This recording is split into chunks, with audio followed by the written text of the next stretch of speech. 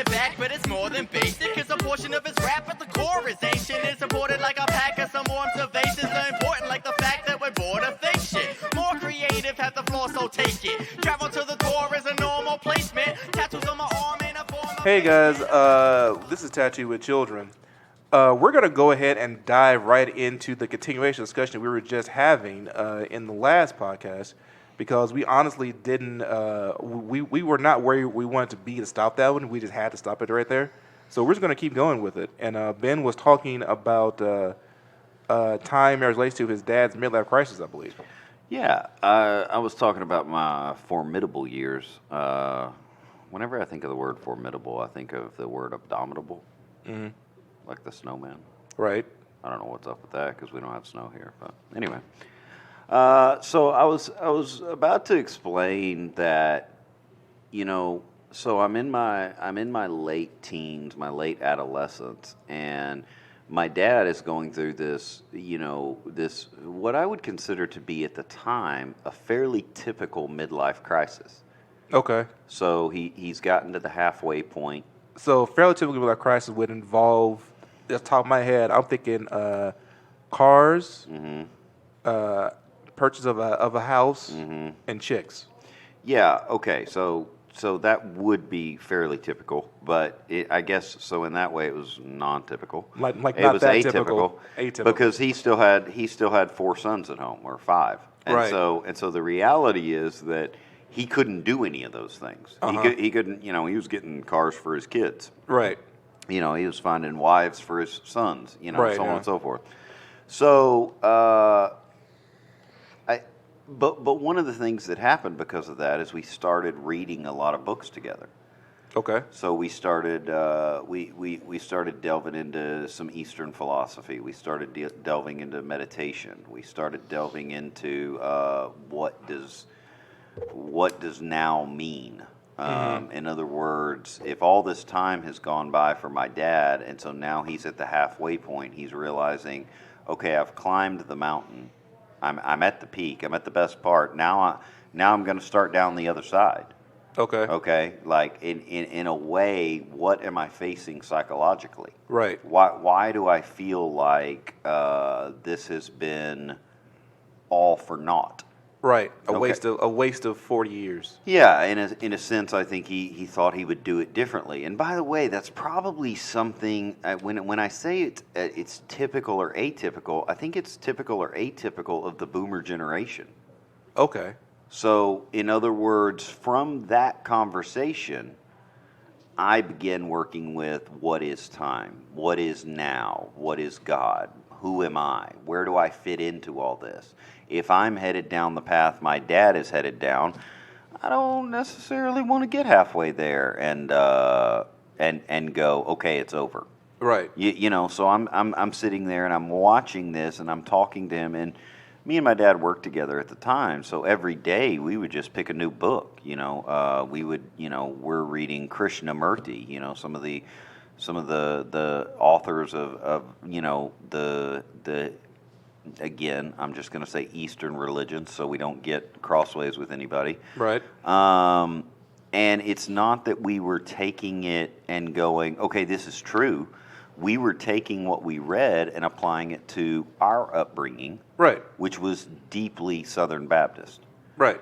And so, you could, if you want to try to broaden it a little, you could say Protestant, but it was very... All ways, you should be able to open yourself up to all ways and become more in accordance with your own way. It's that central idea that if you're right, it doesn't mean the other guy is wrong. Mm-hmm.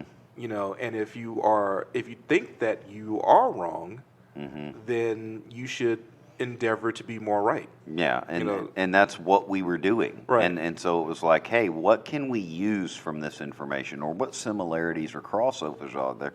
Well, one of the crossovers that seemed to hit with us on a religious side, or maybe religious and psychological, is that the idea of religion, the idea of these sacred scriptures from whatever corner of the world they come from, is to help a human die before they die. Yes. Which is to say, die egoically.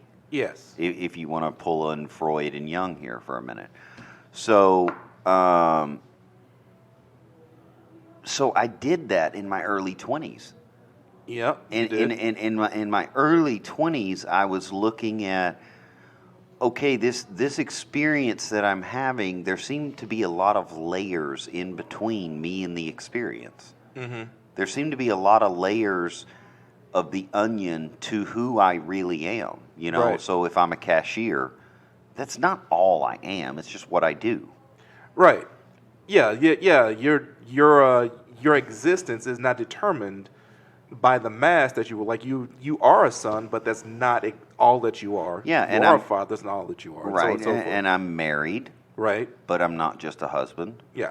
I'm a dad, but I'm not just a father. You know, and Yeah. so you're looking at all these things, and so as this applies back to our conversation about perspective, maybe it is a better way to look at it than time. Although I still think centrally we're Well, well. I Well. really think if it like to be honest, this is the reason why like the listeners make you hear me saying things like correct or yes or affirming about a story that's not mine. But the truth is this is my story. Like everything that Ben is saying, something that I went through at almost the exact same time. I don't know why. Interestingly enough, though, on the other side of the country. Right. I mean, completely. We were not connected in any real form other than being connected in time, born near each other, and geographically, for as our upbringing was concerned. But our upbringings were very different. Mm-hmm. You grew up in a very different way than I grew up. But we did a lot of the same things. Like one of the things when I was a kid, I would look into the mirror and try and figure out which side of the mirror I was on. Mm-hmm. I would get very engrossed in the concept of I could be on either side of this mirror and it wouldn't change anything. Mm-hmm. And that led to, what is existence, what is God, and so on and so forth. And that continued on, into some more different experiences. Yeah. That led me to eventually where you were, Yeah. where you're going, okay, I know that I am these things, Uh-huh. but I'm also not these things. Right. And my religion is telling me that I have to die. Right. So how do I do that? I'm not trying to kill the son. I'm not trying to kill the father. I'm not trying to kill the husband. Right. I'm trying to get at who I am Yeah. and rebirth it. Yeah, and so these constructs that we've built up, that I'm a father, that I'm a son, that I'm a husband, that I'm a man, that I'm male. Right. Yeah, that's a big one. Yeah, I mean, all these things, well, you start working through them, and it took me, I make jokes about it all the time, but it took me most of my early to late 20s. Yeah. I would say that there were probably somewhere in between 22 and 26 or 27.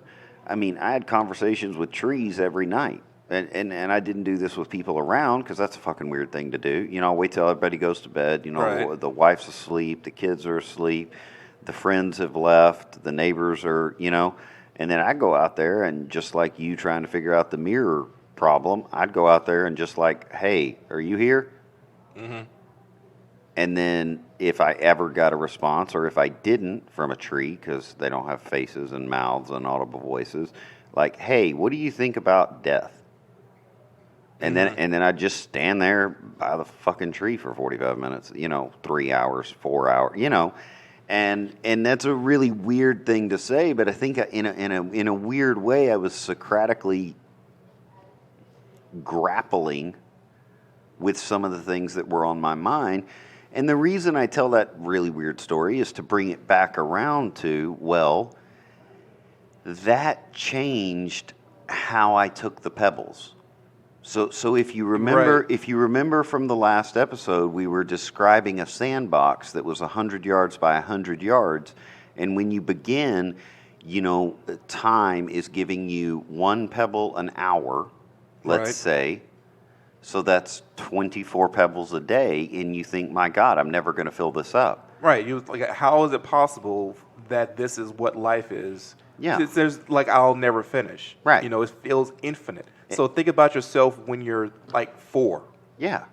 You know, and you're looking up at this mountain of life, and all you're thinking is, how am I supposed to fill it? Yeah, and so and then you where I'm at now, where you're at now. So we're at the place where my dad was at.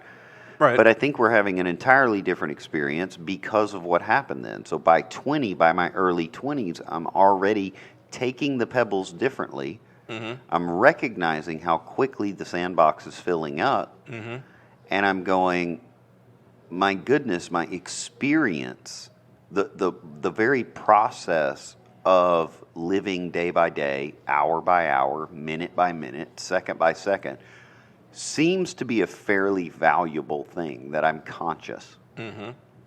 So I'm going to do my best to pay more attention. Right. It's that the more awake and aware you are, the more present you are, as much as you can be, then you think less, you do more, and you pay attention to the thing that no one else pays attention to, which is the pebble, the shape of it, the size of it, the color of it. And you're not worried too much about where you place it, so much as you have to value this pebble. Yeah, and I think for me, I don't know about for you, but for me, man, I spent a lot of time questioning even things like love. Like I'm married and I have this beautiful child, you know, Right. one wife, one kid, Right. and I'm going, fuck, this is amazing, but also, how come on some days, on some hours, when I get some pebbles, I don't feel any better? Yeah. You know, I spent almost 20 years without a beautiful woman. Right. I spent almost 20 years without fathering a kid. Right. I thought this would be better. Right. I thought I'd feel better. Yeah. And so now here I am, and I have a beautiful woman, and I have a beautiful kid. I mean, in proximity to me geographically. Right. Somewhat emotionally. I'm in a stable relationship. I'm not looking for something else.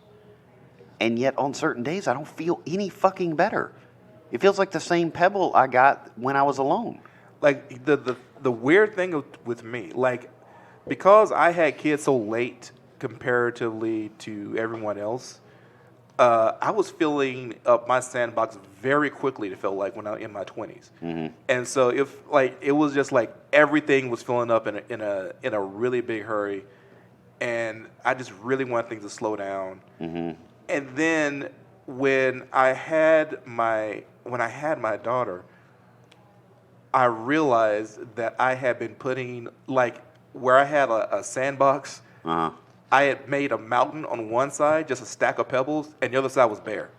Okay. You know, like there was Yeah. no pebbles in one side of the sandbox. Yeah, so you had been stacking them all to one corner. Yeah. Okay. And so I just started I started shifting my pebbles. And that led to a lot of, it was a feeling of guilt and determination. You know, and that is where I began changing my life and valuing those pebbles greatly, because at that point I really felt that it was very important for me that everything that I did mattered in some way to the people that were important to me. Not like it mattered to them what I did, but that my actions were definitely going to be of consequence in their lives. Yeah, and I think that you know what's weird is that, again, we're describing similar things but coming at it from completely different ways. And so I started, and you started, again, probably early 30s. Yeah, it was early 30s. Giving a shit Yes. about the universe or Yeah. consciousness, handing over these, hey, you get an hour. Hey, you get a minute. Hey, you get a day. Hey, you get a week. And it became like, wow, okay, like this is important. But again, even when you do that, like if you talk about meditative practice, like the Buddhists do, or if you talk about centering prayer, the way the Catholics do, or if Right. depending on the religion of your, the flavor, the religion of the flavor you enjoy, Yeah. they all have the same thing. But what's interesting is then you have to take the exact same experience you were having and start again. So Yeah. so You have you to try started and duplicate it. so you started moving the pebbles around. Mm-hmm. Okay. Well, I might say up until that point for me, the pebbles I'd been putting them into a pattern. Mm-hmm. Okay. So I just started putting them randomly into my box. Right. Like this may or may not mean something. I don't know, but here's my time. Right. Okay. Yeah. So I started being more random about it. Well, what happens then? Well, I get a few years down the road and I'm like, my goodness, I'm doing it again. Right. The very thing that I already learned that was working for me isn't working for me. Right. So now I have to again Socratically, and when we say Socratically, we're talking about Socrates. Yeah. We're talking about his method, a method of finding truth Yes. from a human's perspective. Right. Right. Not absolute truth, which Socrates would definitely giggle at. Yeah, he would right up until they killed him. Even then. But I think that to me, the nature of having that question changed my perception of time. Mm-hmm. Okay, so then I mean, what's fascinating to me now is a lot of what I heard about being 40, I have not experienced yet. So in other words, time in my life has moved back further. So you made a comment earlier that you and I definitely stated in our early 30s, specifically 31, 32, 33, which was we're halfway there. Yeah. So Like meaning, literally, we were like, all right, so we got another 30 years of this, and then yeah, we couldn't see a way that we would live till 60. right. But the interesting thing about that is now I'm 40, Yeah. and I don't feel like I'm halfway there. No. Now I'm like, I'm definitely gonna be 100, Yeah, which is really weird because Yeah. I never thought I would live that long. yeah, and I'm almost viewing it like football quarters now. Okay, so from 0 to 20 was the first quarter. Right. 20 to 40 is the second quarter. 40 to 60 is the third quarter. It's Right. 60 to 80, and I'm going, when did I change my mind on that? I never thought I was going to live to 80. Right. You know, like And it is not like I first thought it was hubris, like you said, we're getting older. Now it's, I don't feel that old. yeah, But you actually are that old, and Right. you just don't feel that old, or But it's actually not that. What it actually is now I'm looking at the time that I've used and time that's in front of me, and I'm starting to realize what they were saying when they said age is just a number, because as far as where I am in my life today, I may as well be 20. yeah, I mean, I'm pretty much in the equivalent state of I'm very much looking forward to going into work every day yeah, because it's my first job. yeah. Well, I'm and excited about it. And that's strange because for me, like I've been married for almost 22 years now. There have been ups and downs. There have been big ups and big downs. But we'll talk about that time my wife nearly knocked me out that one time. We'll talk about that on another podcast. We definitely will on another podcast, not this one. No, not this one. And that was intentional, by the way, guys. It wasn't an accident. And then That's the biggest cock tease I've ever heard on any recorded voice media ever. Yeah. Said there was a time my wife purposely tried to give me a concussion, but we're not going to talk about that. Yeah. Way in the future. Right, Maybe yeah. next year. Right, maybe next year, maybe in 2020. So, but I'm sure the listeners need to hear that story. They do. It's a good story. It's a great story, actually. Doesn't matter if you're cooler, hottest than the cortisol, president or lose a box. Doesn't matter if you're cooler, hottest than the cortisol, president or lose a box. Doesn't matter if But yeah, I've been married that long. My kids are 19, 17, and 11. Yeah. And I never graduated high school because I just went and got my GED. I was homeschooled. And so I didn't have that experience, right? Right. And because I didn't have that experience, I kind of have been wondering recently if this is how That's high how it school feels? graduates feel. Because I'm like super excited. I'm like, I should really get like a family and like and my wife will get mad at me. She'll be like, you already have a family, Ben. And I'm like, I know, but I could do it again. And she's like, no, actually, legally, you can't do it again without getting rid of this one. And I'm like, I don't mean like get a new wife and have new babies. That would be exhausting. Right. Yeah. No one has time for that shit. But like, I'm also, like you said, I wake up in the middle of the night and it's like 3 a.m. and I want to like go iron my clothes Yeah. and like take a shower because I'm ready to go to work.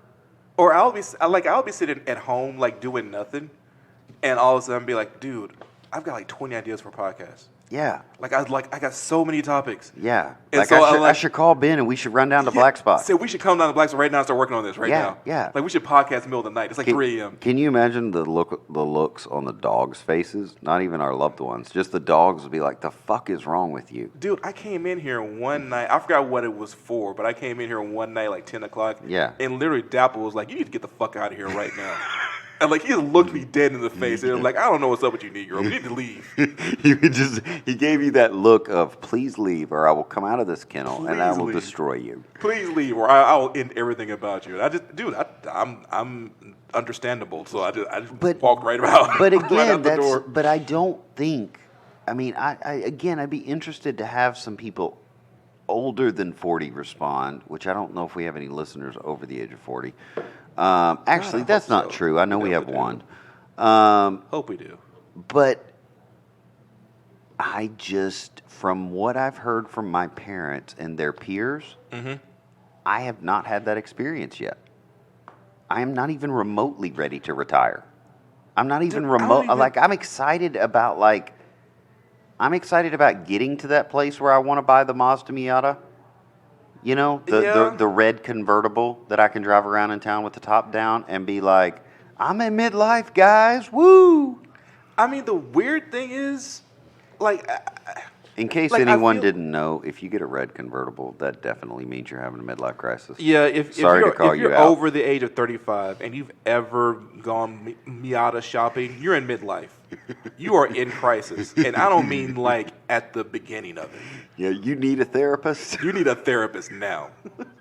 The Mazda Miata was, and this has happened before. This came up before on a previous podcast where they were like, I called the Miata the penis car or whatnot.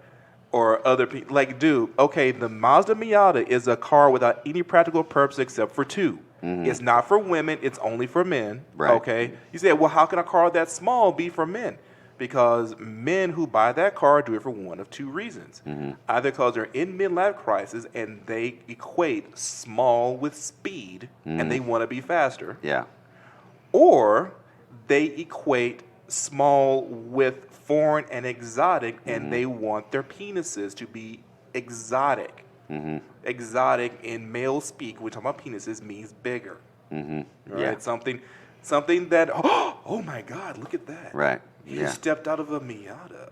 Right. You know, like, and that's the only reason the fucking car exists. Yeah, because it technically doesn't have two seats. It technically has a seat for the driver. Yes. And then a little room to the right of the driver for either a very small prostitute. A very tiny prostitute that has to swing her leg over your leg. Right. In order to get into the car and stay there. Or it's just a space in the vehicle for your ego. Just so you can ride them on the top down and look at me. So yes, I'm sorry for Miata owners out there. I know you guys can hear this and be offended, and quite frankly, I don't care because your penises are really small. Right. Yeah.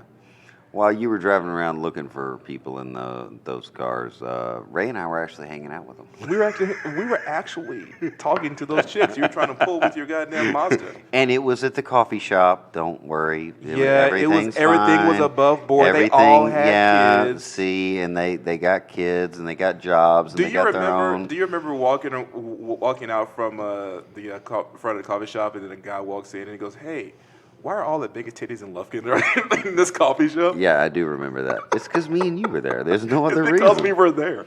I'm incredibly good looking. Anyway, back to All right. time. Back to time, yeah. Our sound guy has left. I keep blowing my eardrums out. Yeah, he had to step out. Well, he has a real job. But that's an interesting thing about time is that I feel like it's our perspective on it that is changing. And I can't tell if it's a universal thing, meaning are 40-year-olds in India, 40-year-olds in Japan, 40-year-olds in England, are they feeling this also? Or is it limit? Or is it, well, let's ask this question: is the internet changing our perspective of time? See, my next words are going to be: I think it's due to the way we have, to the way that we take in information now. Yeah. Like I think because we take in information faster, then we have, like, okay, so for our generation of people. Me and Ben's generation of people, we were born in between the years, 75 to 83, Yeah. or something like that. Yeah. That's a generational gap there, Right. and that generational gap, we're called the Zennials, I suppose. And That's what they're saying. what made us different is that when everyone else was either formed already, they've already gone through adolescence. And now they have this new technologies that are coming up, and they're not adjusting to that technology while they're forming. And then after us, everyone formed. We're forming with the technology already there. We were the ones that were caught in the middle. So the what Ray is describing in long form is an analog childhood, but a digital adolescence. But a digital adolescence. Whereas the kids that came after 83 had a digital childhood Right. and a digital adolescence. The kids that came before us had an analog childhood and an analog adolescence. Yes. We were the only, We were very small. We were that gap year. Yeah. Okay, so we actually remember both. Yeah, we And remember the childhood of analog, Pinecone Wars and digging trenches to emulate our favorite John Wayne movie or Right. whatnot. But we then watched The Lone Ranger, we Yeah. watched Gunsmoke and shit like that. But then in our teenage years, Jurassic Park came out. Right. And we went, my God, if dinosaurs overran us, we would be in trouble. Yes. You know, and if these damn scientists keep fucking around with nature, it's going to happen. And the Human Genome Project happened, and Right. we were like, they're going to start cloning us and stealing our fucking DNA. Right, and Like, then we wondered if could Skynet close the hole in the ozone layer for us, or things right, like that. we're 17-year-olds trying to deal with this shit. And so as a result, we burn information. We take in information, we consume it in a different way than any other generation. And as a result of that, the internet kept expanding. It kept expanding itself in the amount of information, and kept expanding itself in how the speed at which information was disseminated. So that now information is disseminated literally second to second. Like right now on my phone, I just looked up like 3 things that happened 3 minutes ago. That shocked me. You know what I mean? Like it was just new information that didn't exist until 3 minutes ago, and I got it within the same time that it had happened. Right. And that speed of information receipt and my Zennial ability to burn information quickly, that makes time, I just said speed, right? Velocity makes time go slower, right? Makes time go faster. Yeah. It makes relative to the frame of the rest of the generations. I wish one generation is thinking that time is going slower. One generation thinking time is going faster, and I am in that. I'm in that position where time is going slower for me, but faster when I look from outside of me. Yes. And I don't think it's just that. I think it also is the style of information. Everyone says, well, now I go to a restaurant and everybody's looking at their phones. Okay, motherfucker, in 1942, you go to the restaurant and everybody's looking at the newspaper. Right. The difference is, Or the band that's playing. right, but the difference is in the newspaper, someone spent possibly a month putting that article together. Right. Whereas this New York Times article that I just read, if this motherfucker spent more than 15 minutes on it, He's a moron. right, he's actually probably intellectually challenged. Like literally, guys, if you remember how intelligent Forbes was? Yeah. It was the most intelligent periodical in existence. Like Right. you want to know anything that was smart, you would go to Esquire and Forbes. Yeah. I tried to read 4 articles from Forbes about 2 days ago. Yeah. And they were written at such a low level, I couldn't bring myself to actually finish those articles. I just kept bowing out because, like, the guy who wrote this is a kindergartner. Yeah. No, that's a really frustrating thing because I used to love those magazines because I would have to go home and look up words. Right. I would Yes. I would use the lexicon.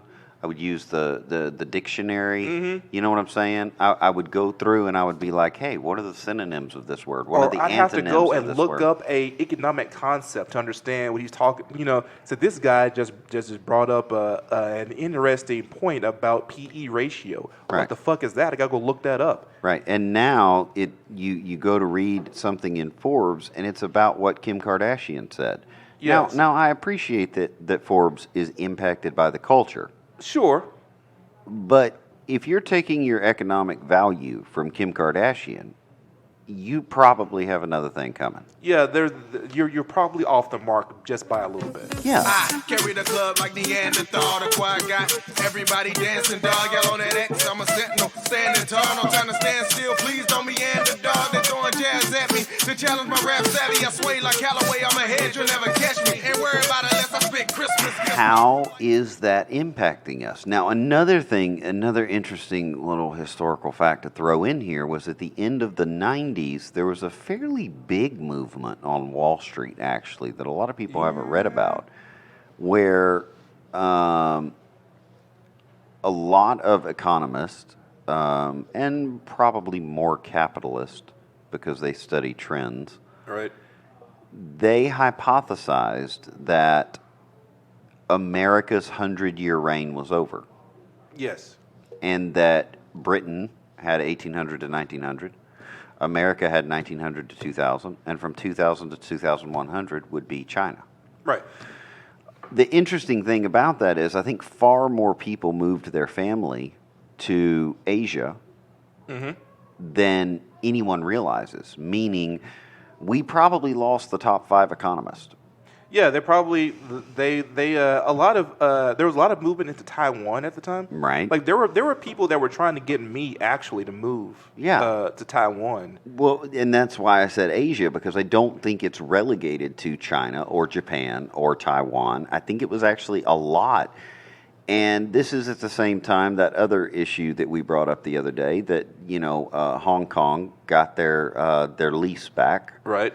for their own property. Right. That they still have not appropriately rewarded the British for. But sorry, I didn't mean to blow your ears out. But the issue here is, if that was the case, again, I have a funny suspicion that vacuum, and you say, well, Ben, 5 people left.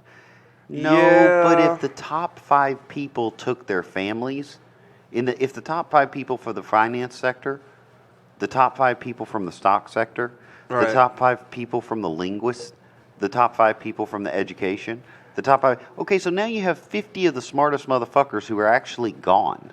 And so they also took with them probably 1,000 of their closest contemporaries that they've been teaching the whole time. Mm-hmm. They followed them because they've been following them their entire lives, and so they took off too. Yeah, they took off too, and so then you have this boom of economy in another country on the other side of the world. When our lights are on, their lights are off. Some people moved to Dubai. Mm-hmm. You notice that Dubai had a real big. They had an increase in intellectuals and filmmakers. Mm-hmm. Okay, like a lot of our artists moved away Yeah. to foreign shores in the Middle East, Thailand, like places where they could get either economic support from the government to move there, or places where the real estate was very cheap. Right. And if they just mind their own business, kept their head down, then they wouldn't get in trouble with the government. Right. And how does this apply to time? Well, it applies in if one of those individuals used to take a month to write an article,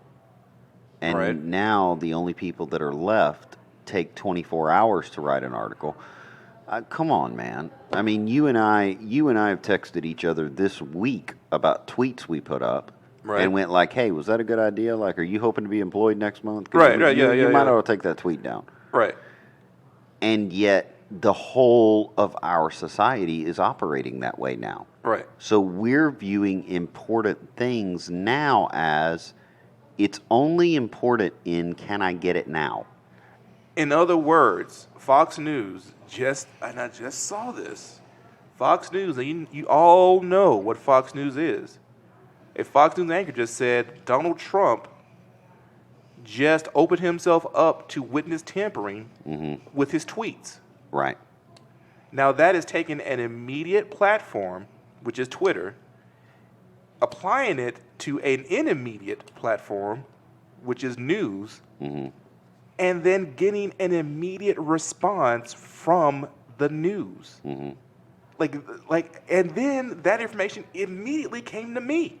Right. It wasn't that Donald Trump's tweets came to me. It was the reaction to Donald Trump's tweets came to me. I mean, like when we're dealing with speed on this schedule, on this level, the Right. speed of information exchange on this level is going to have to affect your sense of time. Right. Because now I'm not waiting for Peter Jennings Right. to get the article, read through it, and go, okay, I know what to say. Right. Like that's not happening. Instead, I'm getting it as fast as the news guy is. He doesn't know what to say, and I don't know what to say. And so he says what he's thinking, then I say what I'm thinking, and all of a sudden we're both journalists. And now your mom says, "Hey, can you come by and help me pay the electric bill?" And your kid says, "Daddy, I'm hungry." Right. So your perspective of time is skewed. Yes. Your perspective, the way you value time has changed, because what I would liken it to that's happening is, if you go back to our sandbox analogy for just a second, Sure. I think what you and I are experiencing is the overseer is walking up and still handing us that one pebble, Right. okay? But at the same time that's happening, okay? The way I view it, and this may be incorrect, but a guy that I hired to help me move the pebbles around in my own sandbox brings a bulldozer over and dumps a whole load right next to me Right. and buries me up to my knees. Right. It's just do with those what you want. And I'm just Move like, those pebbles how you want them. bro, I hired you. You know I walk over here every hour and pick up this pebble from the overseer. The fuck can't you move? Like Right. just pull back up your bulldozer and do something else for 60 seconds while I walk over here and pick up this one pebble. And so we end up feeling like we're back to being 20 years old when everything seemed like how fuck want to fill this thing up. Like as I'm looking at a goddamn mountain. Said, well, now I'm looking at a different kind of mountain. I'm looking at a mountain of fucking. Right, and how am I supposed to triage that information from "Daddy, I'm hungry"? Got to drive to my mom's and pay the electric bill, which, by the way, has never happened. But also, it probably means that it's the neighbor's electric bill, and my mom hasn't read the name on it yet. Right. And it's the electric bill from 2 months from now. Like it could be that I'll get a call like the TV in the back room isn't working. Right. Like you mean the TV that has been in your back room since 19, whatever. Right. Yeah, that one. All right, I'll be over when I can. As soon To- as I cook dinner and go to the Read these tweets from Fox News, and no, but While at the seriously, same time digesting exactly what Chris Matthews has just said. right? Yeah, but that's interesting because again, once you get there, what are you going to find? Number one, there's no way for that TV to work. Yeah, it's It has no internet hookup. Number two, it's 34 years old, and apparently your parents expected it to work forever. Yes. Number three, the only reason it's not working, because, by the way, I know your mom. She still pays the cable bill and the electric bill. Mm-hmm. But one of the grandkids from one side of the family unplugged it, Right. and exactly. that pulled the rabbit ears off of it. Exactly. You know? Yeah. And so, like, rather than call your mom and ask, is it plugged in? Are the rabbit ears in? And get this earful about, we're technologically savvy. Yeah, I know it's not the damn computer. Yeah, it's plugged in. I'm telling you, it's like we got the wires back here. We got another wire. Is it a red wire? Is it a red wire right yeah, there? right. What does this go to? And you're like, did you really just call me on the phone to talk to your husband? He's right there. And literally, you hear it in the background. I got the other thing plugged in, and it's blinking. Like, okay, just we're not doing this, guys. I'll be there when I get there. When I get there. But that all goes into, is Twitter as important as your mother's emergency, your child's emergency, and that's what I'm describing as our warped perspective on time. We would I heard the listener already. You absolutely just told me, no, Twitter is not that important. That's what you said. Right. Okay? I heard you say it in your car or in your office or in your home, wherever you heard that sentence Ben just said. You told me immediately, Twitter is not that important. Yeah. And I would say to you, if Twitter is not that important, then how are you going to get your news about if you have a president tomorrow morning? Yeah, because, by the way, that's the only place your news is coming from. It's not coming from any other source. It's coming from Twitter. Are you feeling me yet? Are you actually hearing what I'm telling you? Yeah. What I'm telling you is Twitter is now giving you the only information that you can use. Right. And if you're going to tell me that information isn't important, Right. we're going to have a long, dark conversation. Yeah, because Judge Napolitano, or whatever the fuck his name is, did not go to the hearings today. He's an Italian. He did not go to the hearings today. Do you know how he got the information? He did exactly what Ray said. He opened it. I'll do it right now just for y'all, step by step. Okay, first you put in your passcode. And if it spells out boobies, then you're in good company. Everyone knows Ben's passcode. Secondly, you open up Twitter. You open up the Twitter. Okay. Now you hit your search function and you hit trending. And you notice that Disney, as they're doing on all forms of social media, has the top 3 sponsored ads. So you ignore those and you go to what are the trending hashtags. Free Code Friday is the first one, but that one only has 13,000 tweets. The second one is impeachment hearings. The third one is impeachment hearing. The fourth one is Roger Stone, who was just found guilty on all 7 charges. The fifth one is Ambassador Yovanovitch. The sixth one is Yovanovitch by itself. The seventh one is paid for by Disney again. It's Disney again. The eighth one is Stefanik. Who the fuck cares? The ninth one is Disney again. Yes. And By the way, guys, The keep on the Disney trend here. the 10th one is Big Sean, which I appreciate because I don't actually know who the fuck that is. Yeah, I'll look at that one. And the 11th and 12th. Resign now, Trump. And that's when Ben dropped the phone because I'm hoping that you dropped whatever you were holding the same time. People, I'm not lying to you about this shit. I'm not making it up. Right. I'm not. I'm looking at it through my phone like you're looking at it through your phone. Right. And the interesting thing that you and I have talked about before is they're like, Fox News is at least really good. MSNBC. I'll pick on somebody else. Sure. MSNBC. They've got a really good schedule planner going. Have you noticed that? Oh, yeah. Weirdly enough, their number 1 through number 11 points are going to mirror exactly what I just read tomorrow morning at 6 a.m. as if it just happened. How on earth is that possible? Where do they get their information from? Guys, how we're is not it stupid. How is it plausible that 1 through 11 points are identical and MSNBC is pretending Like they have a job, like they have work that they do. I'm going to have to go back and listen to this whole podcast because I don't know how we got from time to this. Because this is actually what we're talking about.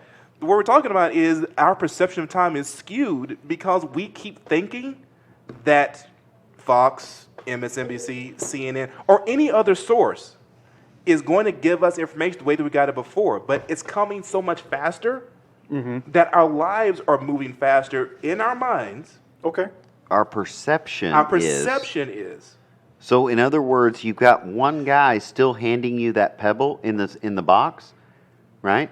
While simultaneously a bulldozer Is pushing it all in. is pushing it all over the top of you, okay? But here's the weird thing, Mike. You hired that guy. Yeah. So, okay. You pay that guy monthly. For the record, okay?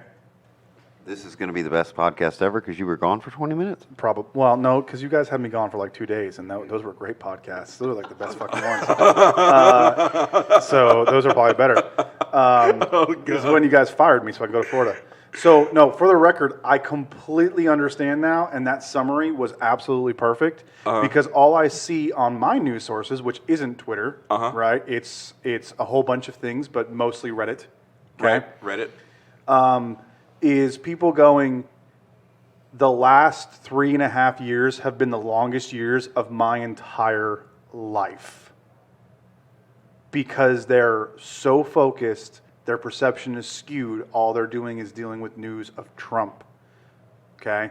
Yeah. And everything in the Trump administration happens so quickly. We're done with one topic on the next one within a matter of minutes or hours. Okay. Right?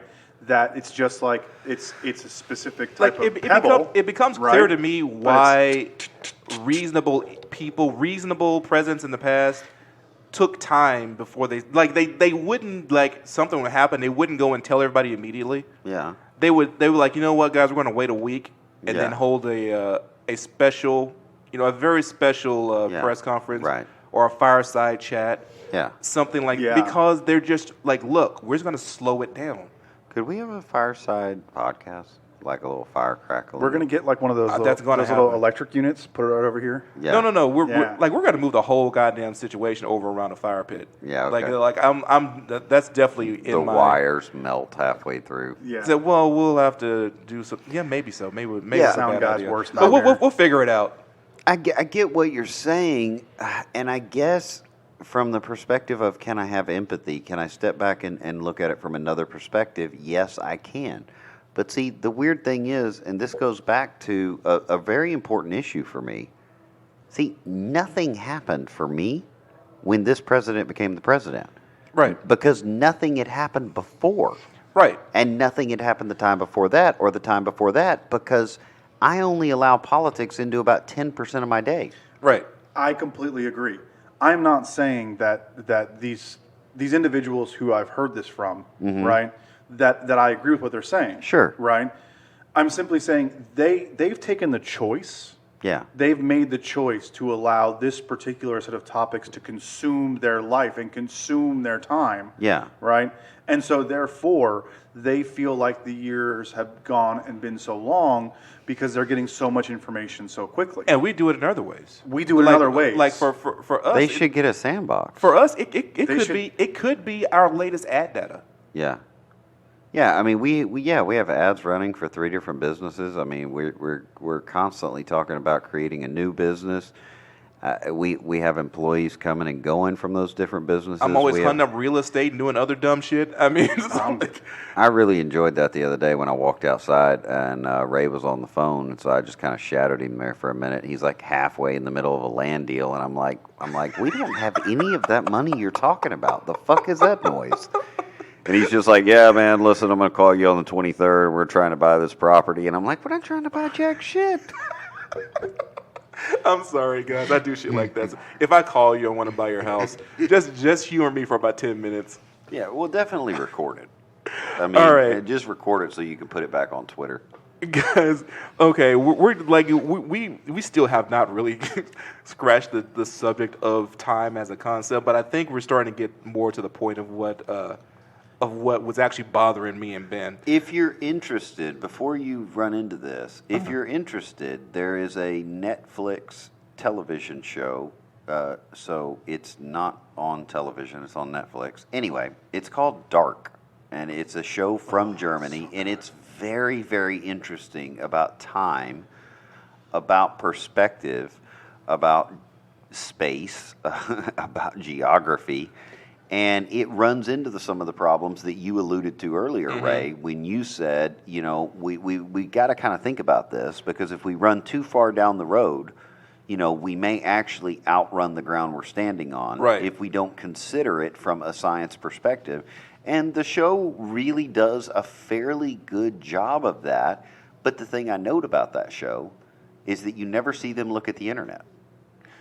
Interesting. So, anyway, I agree with you. It did get us to a more interesting part. But if I'm just saying, if the listener wants to watch something, it's kind of it's a German Stranger Things, but very adult and Stranger Things. Like I little frightening. I really likened it to Fringe. If you had any Fringe fans out there, like I was a Fringe fanatic for a while. Was it because of the guy from Dawson's Creek, Pacey? No, it wasn't because of Pacey, but you had a crush on him.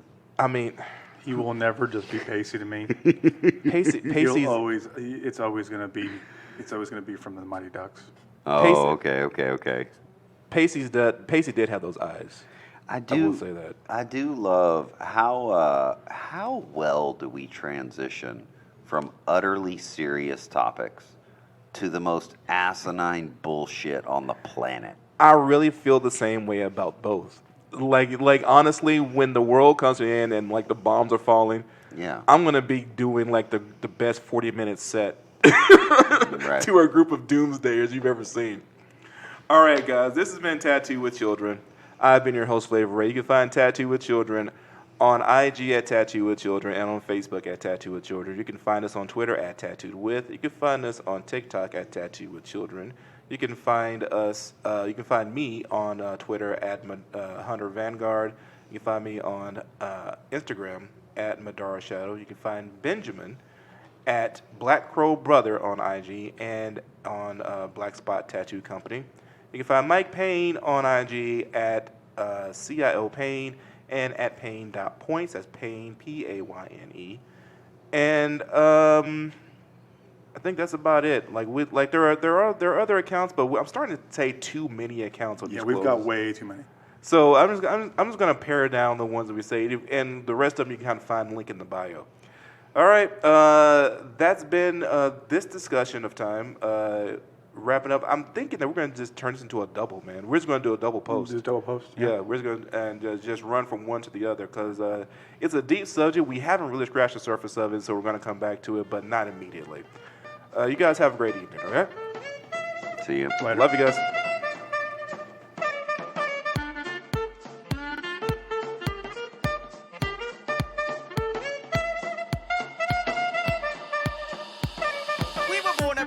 But it's more than basic, cause a portion of his rap at the core is ancient. It's supported like a pack of some warm